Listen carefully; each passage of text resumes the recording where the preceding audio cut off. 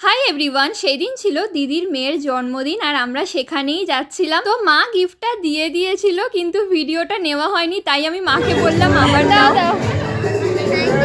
আর আমাদের যেতে একটু দেরি হয়ে গেছিলো, কেক কাটিংটা হয়ে গেছিলো, ম্যাজিক শো হচ্ছিল, ক্যাপচার করে নিচ্ছিলাম। তারপর দেখতে চলে গেছিলাম যে স্টার্টারে কি কি আছে। খাওয়া দাওয়া শুরু করে দিয়েছিলাম, তারপর খেয়ে নিলাম কোল্ড ড্রিঙ্কস। যেহেতু আমাদের রিলেটিভসদের মধ্যেই ইনভিটেশনটা ছিল, সেই জন্য অনেকদিন পর একসাথে এক জায়গায় দেখা হয়ে খুব ভালো লাগছিল।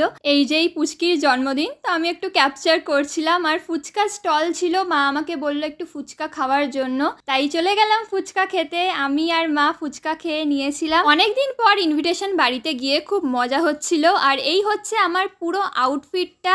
ইনি হচ্ছেন আমার দিদির মাদার ইন ল, ইনি আমার খুব ভালো বন্ধু।